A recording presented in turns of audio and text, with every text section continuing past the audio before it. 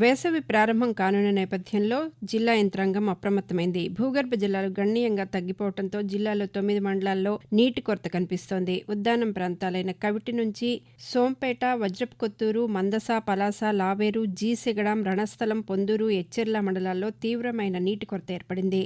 జిల్లా గ్రామీణ తాగునీటి పథకం అధికారులు నీటి కొరత ఉన్న గ్రామాలను గుర్తించి సంచార వాహనాలు ఏర్పాటు చేసి తాగునీటిని గ్రామాలకు పంపించడానికి ప్రణాళికలు సిద్ధం చేశారు.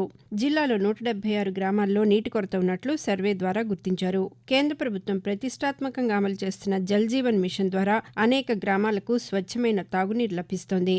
కేంద్ర రాష్ట్ర ప్రభుత్వాల నిధులతో ఏర్పాటు చేసిన జల్ జీవన్ మిషన్ పథకం కింద 2,15,034 గృహాలకు స్వచ్ఛమైన తాగునీరు అందిస్తున్నారు. మరో 3 లక్షల గృహాలకు తాగునీటి సౌకర్యం కల్పించేందుకు సన్నాహాలు చేస్తున్నారు. మహాశివరాత్రికి శ్రీకాకుళం జిల్లాలో పురాతన శైవ క్షేత్రాల్లో శివరాత్రి వేడుకలు నిర్వహించడానికి ఆయా ప్రాంతాల ఆలయ పాలక వర్గాలు సిద్దమవుతున్నాయి. శ్రీకాకుళం జిల్లాలో శ్రీముఖలింగేశ్వర స్వామి, ఉమారుద్ర కోటేశ్వర స్వామి ఆలయం, కల్లేపల్లు మణినాగేశ్వర స్వామి ఆలయం, టెక్కల్లి ఎండల మల్లన్న స్వామి వారి ఆలయం, ఆంధ్ర, ఒడిశా సరిహద్దు ప్రాంతాల్లో ఉన్న మహేంద్రగిరుల్లో మహాశివరాత్రి ఉత్సవాలు ఘనంగా జరుగుతాయి.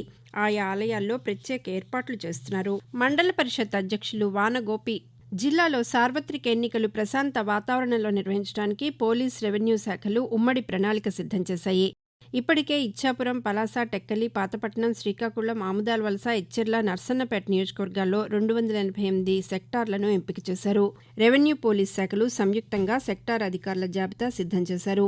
జిల్లాలో వివిధ శాఖల్లో పనిచేస్తున్న 570 మంది ఉద్యోగులను సెక్టార్ అధికారులుగా నియమించారు. శ్రీకాకుళం జిల్లాలో రైల్వే స్టేషన్ల రూపురేఖలు మారుతున్నాయి. జిల్లాలో శ్రీకాకుళం రోడ్డు, నౌపడ, ఇచ్చాపురం, దూసి రైల్వే స్టేషన్ల అభివృద్ధికి కేంద్ర ప్రభుత్వం సుమారు 75 కోట్ల రూపాయలు కేటాయించింది. ప్రయాణికులకు ఎటువంటి అసౌకర్యం లేకుండా అన్ని స్టేషన్లలో మౌలిక సదుపాయాలు కల్పిస్తున్నారు. శ్రీకాకుళం జిల్లాలో 150,000 ఎకరాల్లో ఉద్యాన తోటలు ఉన్నాయి.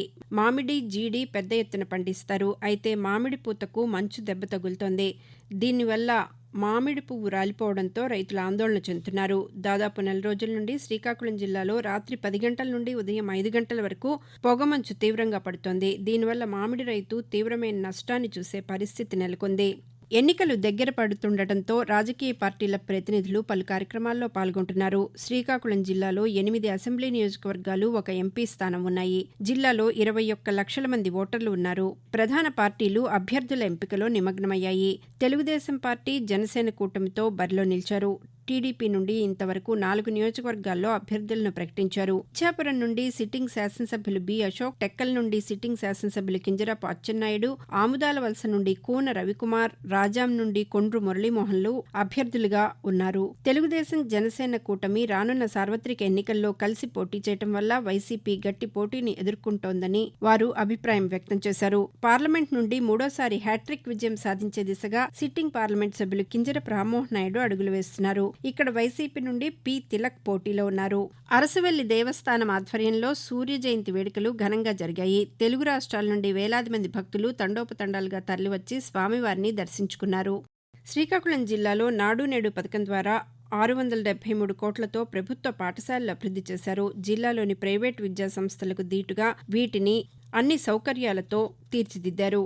పేదలు చదువుకునే ప్రభుత్వ పాఠశాలల్లో ప్రపంచ స్థాయి మౌలిక వసతులు కల్పించాలనే ఆలోచన దేశంలోనే ప్రథమంగా వైఎస్ జగన్మోహన్ రెడ్డి చేశారని రాష్ట్ర విద్యా సంక్షేమ మౌలిక వసతుల సదుపాయాల కల్పన సంస్థ చైర్మన్ యనమల నాగార్జున యాదవ్ అన్నారు. నాడు నేడు పథకం ద్వారా ప్రభుత్వ పాఠశాలలో జరిగిన విప్లవాత్మకమైన మార్పులను పరిశీలించేందుకు ఇటీవల వచ్చిన ఆయన జిల్లాలోని పలు పాఠశాలలను సందర్శించి నాడు నేడు పనులను పరిశీలించారు. విద్యార్థులతో ముచ్చటించారు. 10 రకాలైన మౌలిక వసతులు తప్పకుండా ప్రతి ప్రభుత్వ బడిలోనూ విధిగా ఉండాలనే ఒక ఉన్నత ఆశయంతో జిల్లాలోని 30 మండలాల్లో 2016 పాఠశాలల్లో 673 కోట్ల రూపాయలను రాష్ట్ర ప్రభుత్వం ఖర్చు చేసిందని ఆయన తెలిపారు.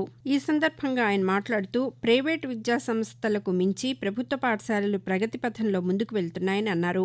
రాష్ట్రంలో 17,000 కోట్ల రూపాయలకు పైగా వెచ్చించి ప్రభుత్వ బడుల్లో ముఖ్యమంత్రి మౌలిక సదుపాయాలను అభివృద్ధి చేశారని, ప్రైవేటు విద్యా సంస్థలకు దీటుగా విద్యార్థులకు డిజిటల్ విద్యను అందించారని, ఈ అవకాశాన్ని విద్యార్థులందరూ తప్పక ఉపయోగించుకుని జీవితంలో ఉన్నత స్థాయికి ఎదగాలని నాగార్జున సూచించారు.